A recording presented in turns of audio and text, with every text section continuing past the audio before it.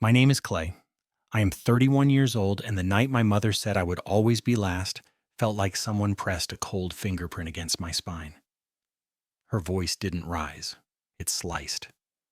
My father didn't argue. He just nodded, eyes dull, like old glass. Paige kept scrolling, the blue light flickering across her face as if none of it concerned her. Something in me cracked quietly like ice under a boot. But what they didn't know was that sentence wouldn't break me. It would rearrange me. Before I continue, tell me where you're watching from, and hit like and subscribe if you've ever been betrayed by your own family. Stories like mine don't happen overnight, and they don't happen in silence. If you've ever felt that cold sting of being pushed to the back of the line, you're going to want to hear the rest. The thing about growing up in a house like mine is that loyalty feels less like love and more like an unpaid bill you're expected to cover forever. I didn't understand that as a kid, not when the refrigerator hummed like an old man clearing his throat and the TV cast its flickering blue glow across the living room every night. Back then, I thought that was normal. I thought everyone lived in a house where the air felt heavy with things left unsaid.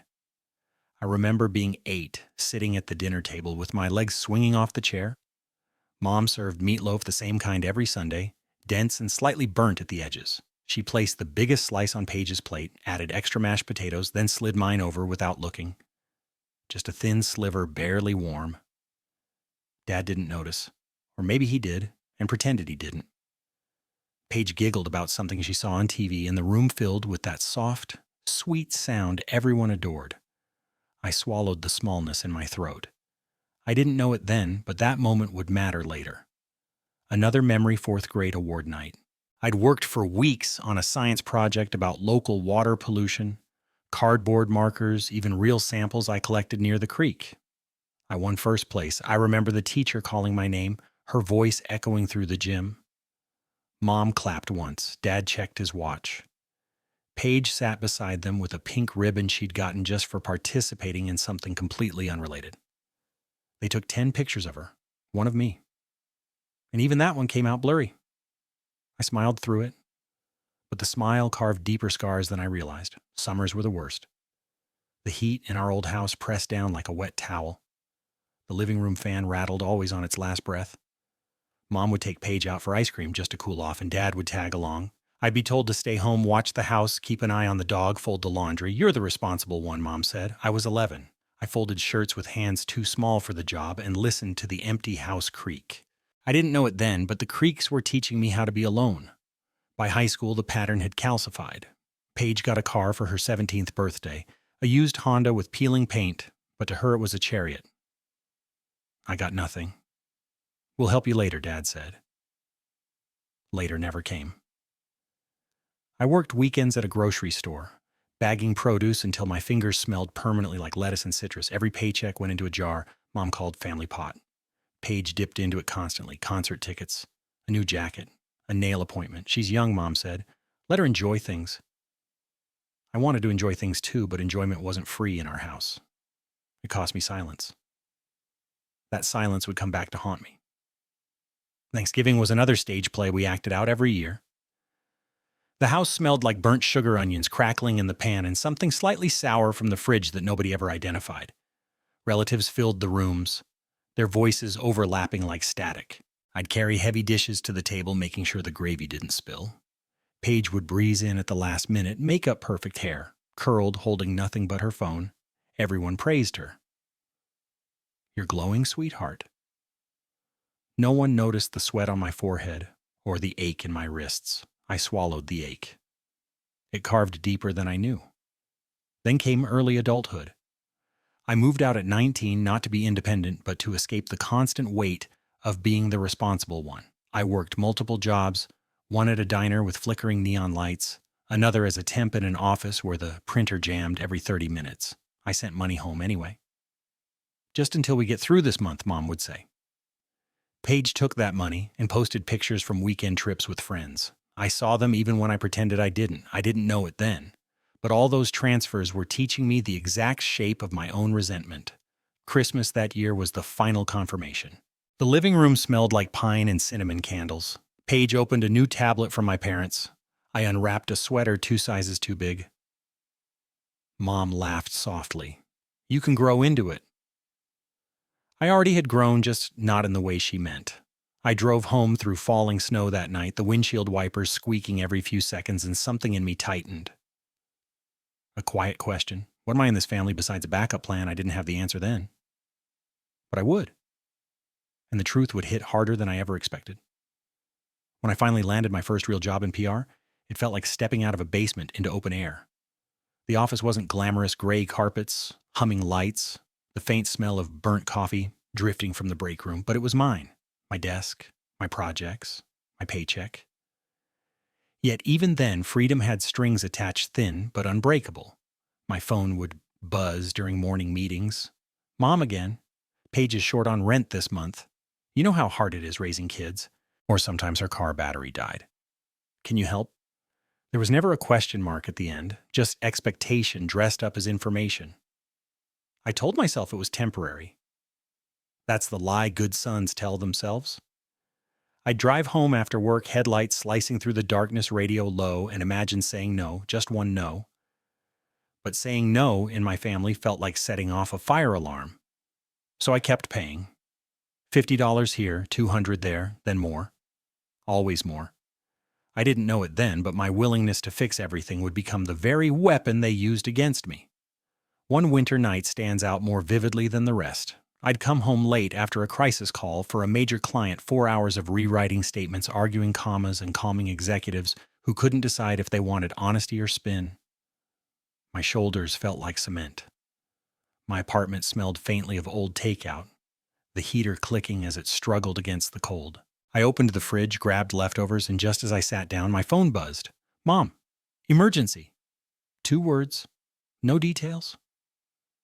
I called back immediately, heart a-thudding. She answered on speaker.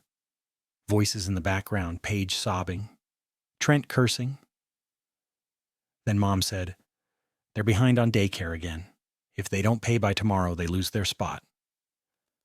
I closed my eyes, breathing in the metallic scent of my food cooling on the counter. How much I asked, even though I hated myself for it. She told me. I paid, and sat in silence staring at the blank wall. That payment carved a wound I didn't notice until much later. There were good memories too, moments that tricked me into believing the balance wasn't so skewed. A warm summer evening when Paige asked me to help assemble a bunk bed for the kids. We spent hours on the floor surrounded by screws and wood panels, laughing at how confusing the instructions were. The window was open, the smell of cut grass drifting in. At one point, she leaned her head on my shoulder and whispered, I don't know how you do all this. I'd fall apart without you. Those words stayed with me longer than they should have. I didn't know it then. But that tenderness was a trap, one I willingly walked into because I wanted to matter. But the truth kept surfacing in small, brutal ways. Like the time Trent borrowed my car and returned it with the tire shredded. He shrugged. These things happen. Paige laughed, almost embarrassed. We'll Venmo you Friday. They didn't. The next week he posted a picture standing in front of the same car captioned, We outside. Each, like on that post, felt like a tiny punch I couldn't block. Even the quiet moments betrayed something deeper. I remember sitting on their couch one rainy afternoon while Paige rocked the baby.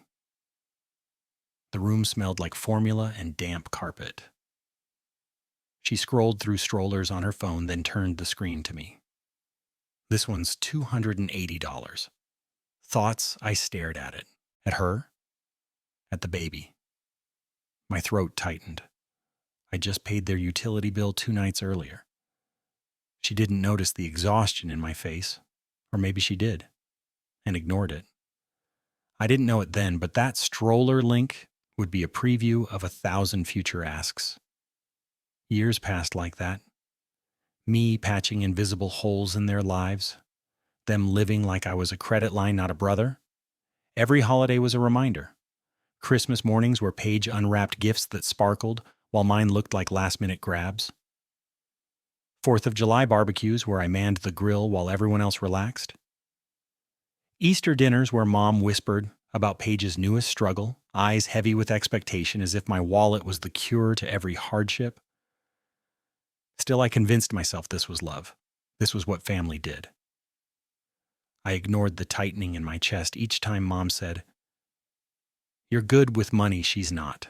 I dismissed the anger that surged when Dad slid an envelope across the table with a due date circled in red. I ignored every sign that I was becoming something less than a person, more like an institution with a pulse.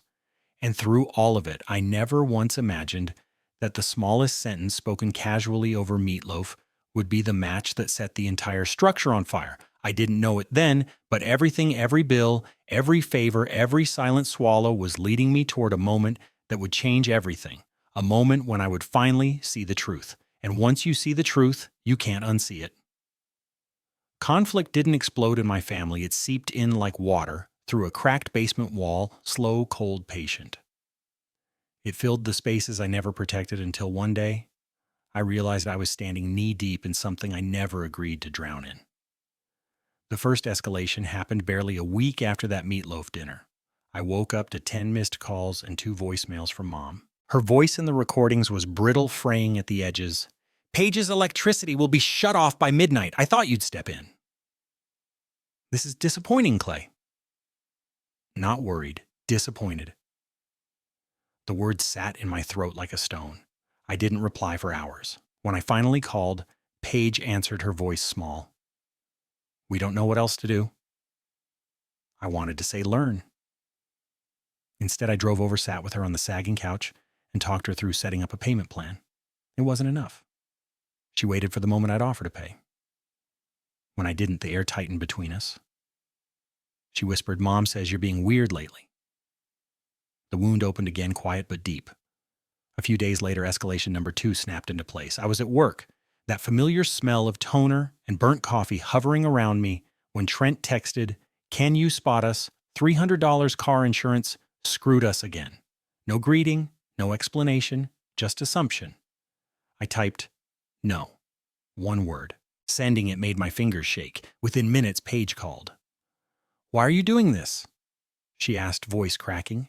"We have kids." As if kids were a debit card. As if their existence meant I owed them everything. I said, "I can help you call the insurance." She hung up. That silence was louder than any scream. The third conflict came wrapped in sweetness. Paige invited me over for dinner, a rare gesture. Her house smelled like garlic bread and something burnt wafting from the oven. The kids laughed in the living room, that high-pitched joy that usually softened me. We ate spaghetti sauce, too sour, but I didn't say anything. After dinner, Paige cleared her throat. "So, the twins need new beds." My fork froze. She smiled, tentative. "You're good with money, Clay. Just until Trent's new job stabilizes." I stared at her, at the way she leaned forward like she already had my yes tucked in her pocket. I said, "I can't buy beds." Her face hardened in an instant. "Wow," she whispered. Mom was right. The wound from that night stayed open for weeks. Escalation 4 arrived like a slap. Mom ambushed me during Sunday dinner. We sat at the table, the overhead light flickering like it was tired of our rituals. Mom scooped mashed potatoes onto Paige's plate, then turned to me. "Your sister is drowning, and you're acting like a stranger. Do you enjoy watching her struggle?" Dad didn't look up. Trent smirked into his drink. Paige stared at her hands. I forced a breath. "You said I'm last," I replied. "I'm adjusting." The room froze. Mom set down the spoon hard enough to make the bowl clatter. "Don't twist my words." But that's exactly what she'd done to mine for years. When I left that night, my chest burned. Then came escalation 5, the kind that lingers in the air like smoke. I was driving home after a long day when I noticed a familiar car behind me. Trent. He followed me all the way to my complex. When I parked, he pulled up beside me, rolled down his window. "Man to man," he said, "why are you punishing her?" "I'm not," I replied. "I'm setting boundaries." He scoffed. "Boundaries are for people who don't have family." The arrogance in his tone made my vision pulse. "You've had your hand in my wallet for years," I said. "That ends now." He didn't speak, but the look he gave me was a warning. The kind men give when they realize their grip is slipping. Escalation 6 unfolded through pixels, The family group chat lit up with messages from Mom. Clay is refusing to help again. We raised him better. Paige is suffering. Cousins chimed in with emojis and judgment. Aunt Bev added, family should be generous. No one asked me what happened. No one asked whether I was okay. They just reached for the easiest villain. I muted the chat heart, pounding the silence in my apartment, pressing against my ribs like a weight. Escalation 7 came from Dad, a man whose quiet used to soothe me, but now cut deeper than shouting. He called one night, his voice thick with smoke and fatigue. Your mother is upset. Not how are you? Not are you holding up, just another reminder that my role was to fix feelings that weren't mine. I said, Dad, I'm trying to take care of myself. He sighed, long and disappointed. Families don't do that. The wound his sentence left was clean, sharp, surgical. Yet the harshest escalation, number 8, happened on a deceptively ordinary Tuesday. I walked into my apartment, the hallway smelling faintly of laundry detergent and someone's burnt toast. Paige sat outside my door, eyes red, shoulders curled in. I didn't know where else to go, she whispered. My heart clenched. I let her inside. She sank onto my couch, clutching her phone. Daycare said we can't come back unless we pay the balance, she said. Mom told me to come to you, always me. And yet for the first time I didn't automatically move to fix it. I sat across from her and said softly, I can help you figure it out, but I'm not paying it. Paige's face crumpled, not in anger, but something worse, realization. So, this is who you are now? She asked. I didn't answer. The wound that formed between us that night wasn't from a sharp cut. It was a slow tear that finally ripped open. The escalations didn't stop. They rarely do. They shifted, changed shape, grew teeth. But each one revealed the same truth: I had never been a brother to them. I had been a solution, a backup plan, a safety net stretched so tight it had started to fray, and deep down they knew it. They just never expected me to see it, too. The 9th escalation began with a knock at my door, a soft, hesitant tap that still managed to slice through the quiet. I opened it to find Dad standing there, shoulders slumped, jacket smelling faintly of cigarette smoke and winter air. He never visited unannounced, or at all. He stepped inside without waiting for an invitation, eyes drifting over my apartment like he was stepping into a stranger's life. Your mother is hurting, he said, voice rough. Not Paige, not the kids. Always Mom. Always the sun around which we were expected to orbit. I leaned against the counter, the cool surface grounding me. She's hurting because I stopped paying, I said. That's not the same as being hurt. He exhaled, long defeated. You're making things difficult. The way he said it, flat resigned, felt like a punch I didn't see coming. Another wound carved clean. Escalation 10 came from an unexpected direction. Paige's oldest kid, Lily. She'd always adored me, always ran to me during visits, always asked about my job like it was something magical. One afternoon, while I was helping her tie her shoes, she looked up and asked, Mom says, you don't like us anymore. Is that true? The words hit harder than any accusation from adults ever could. Something hot and sharp rose in my throat. No, I whispered, forcing a smile. I love you. Grown-ups are just confused sometimes. She nodded, trusting me in a way her parents never did. When I left their house that day, the air outside felt colder than the season justified. The wound from that moment was small but deep, the kind kids unintentionally inflict when they repeat the poison they've been fed. Escalation 11 unfolded in the grocery store under fluorescent lights that made everything look harsher. I was grabbing spaghetti sauce when I heard Mom's voice behind me, sharp, purposeful. Running away doesn't solve anything, she said. I turned. She stood there with a cart full of snacks for Paige's kids. She didn't even say hello. You walked out on family, she continued. You abandoned us. I clenched the jar in my hand so tightly it creaked. I didn't abandon anyone, I said. I stopped being exploited. Her lips tightened. That's what selfish people say. People walked past us, their carts squeaking, unaware that my childhood was unraveling in aisle 7. Mom leaned closer. Paige is drowning. You could save her. I'm not her lifeguard, I said. Then what are you? She snapped. I didn't answer. Because I finally knew the truth in her eyes. I was nothing unless I was giving. Escalation 12 was the breaking point I didn't recognize until much later. I came home from work to find 3 voicemails from Trent. His voice was high, frantic. "Dude, debt collectors are calling. They said you used to handle stuff. Can you call them so they chill?" As if I was a customer service representative for his incompetence. I didn't reply. Not an hour later, Paige called too. "You're making things worse," she said, words trembling. "They're threatening legal stuff." I swallowed hard. "Then talk to them," I said. "I can help you prepare, but I won't pay."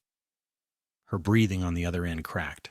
"I don't recognize you," she whispered. "Good," I said, "because the version you recognized was killing me." When the call ended, I sat in the dark, the only sound the distant hum of traffic outside. The wound that opened felt like a final one, a tear that let light in instead of blood.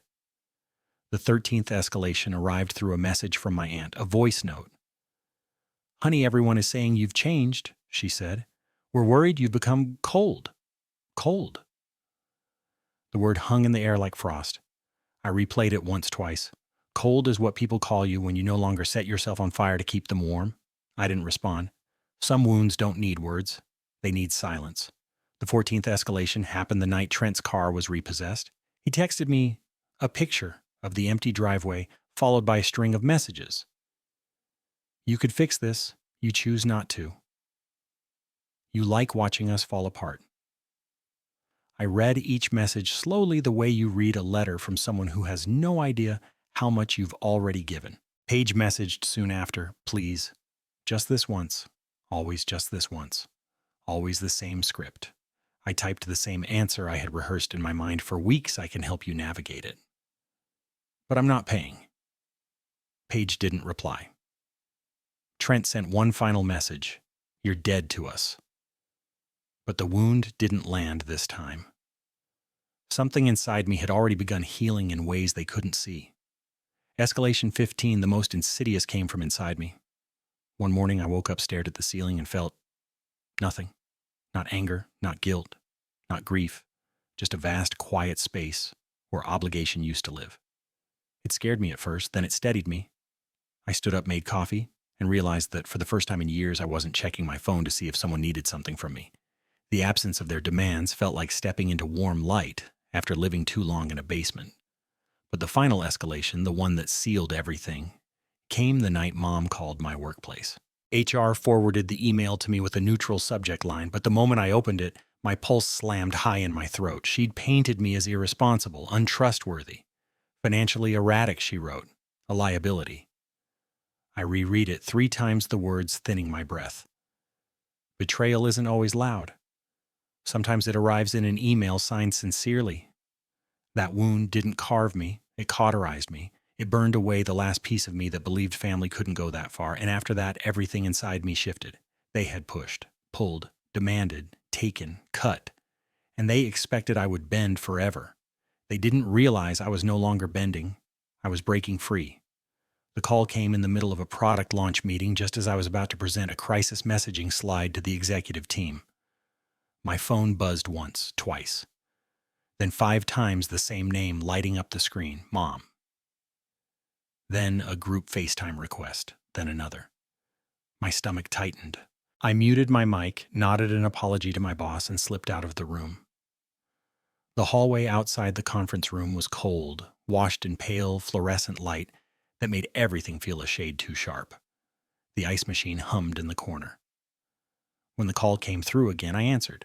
Not because I wanted to, but because I finally wanted witnesses, even if they were nothing but a row of office doors and the buzz of overhead lights. Their faces filled my screen.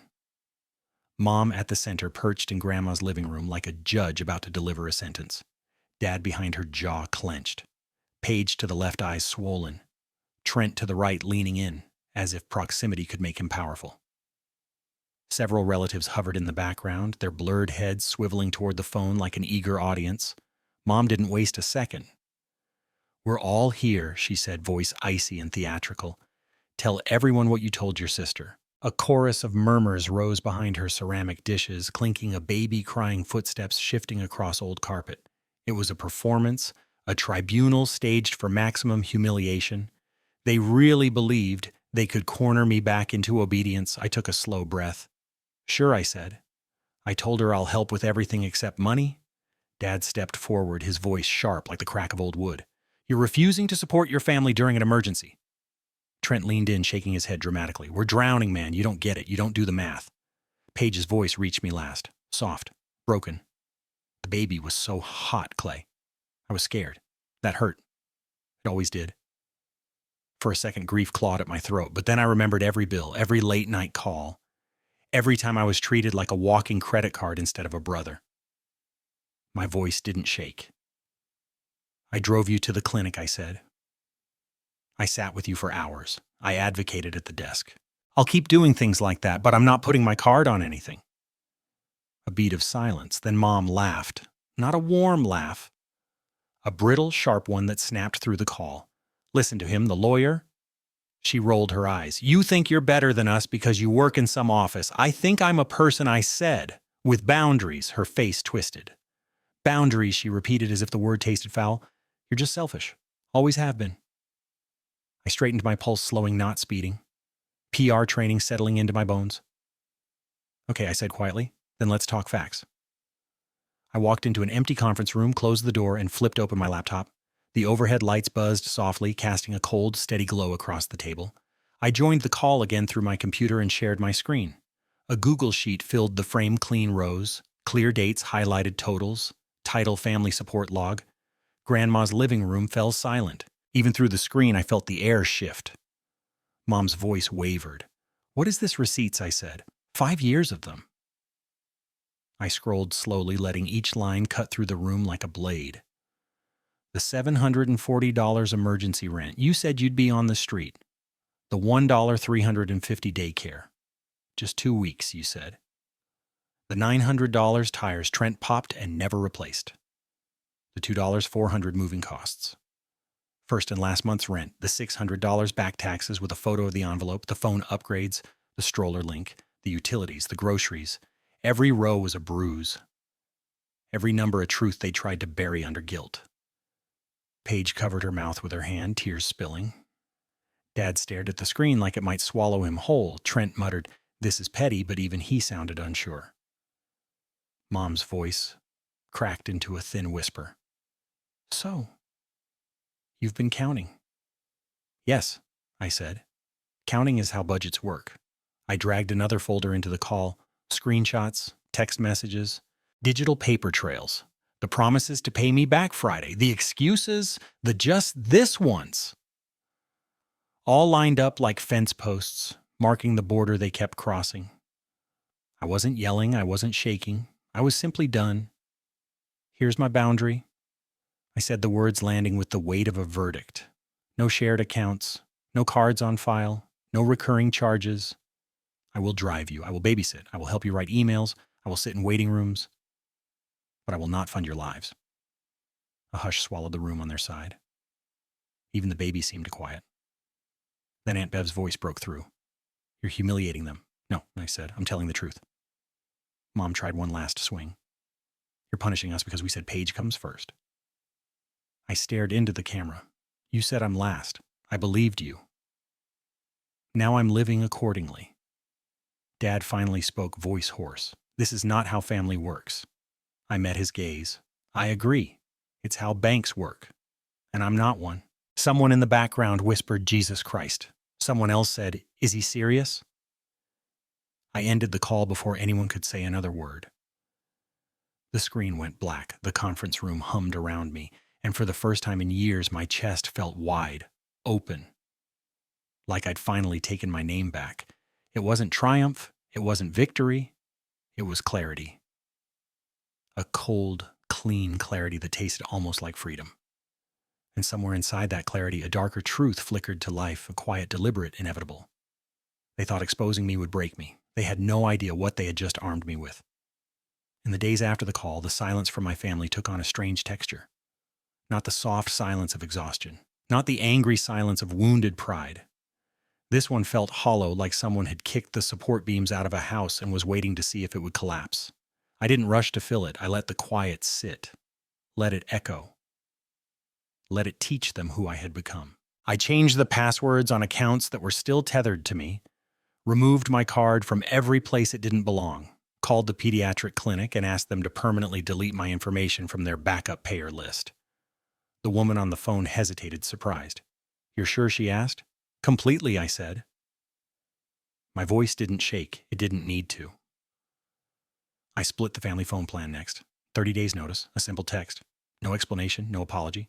Separate plans mean fewer fights. That was all I wrote. Paige didn't respond. Mom did. "So you're abandoning us twice." I didn't answer. I didn't need to. The separation had already begun. But the real shift happened inside me. One evening I was washing dishes, warm water running over my hands, the quiet hum of my apartment settling around me like a blanket. I dried a glass, set it on the counter, and felt something unfamiliar settle in my chest space. Space that used to belong to the guilt, obligation, expectation. Now it belonged to me. That was when it hit me. They hadn't destroyed anything. They'd revealed everything. And in revealing everything, they'd handed me something far more powerful than money or distance, information, history, receipts. Because when a family builds its entire identity on denial, the one person who keeps records becomes dangerous. I didn't plan revenge. I didn't need to draft memos or strategies the way I do at work. All I had to do was stop participating in the story they wrote for me. All I had to do was hold the truth steady and let it breathe. The funny thing about truth is that it has a way of crawling into the cracks, reshaping things, fixing things, breaking things, sometimes both. And I knew deep in the quiet of my newly reclaimed life that the story wasn't over. Not for them, not for me. Not by a long shot. If you've ever felt like the outsider in your own family, hit subscribe. Stories like this don't end with one confrontation, and mine is only getting started. Your support helps these truths find the people who need them most. Drop a comment if you've ever carried more than your share or if you've ever had to walk away to save yourself. And stay tuned, because the next chapter isn't about what they took from me. It's about what I finally reclaimed. This story isn't over.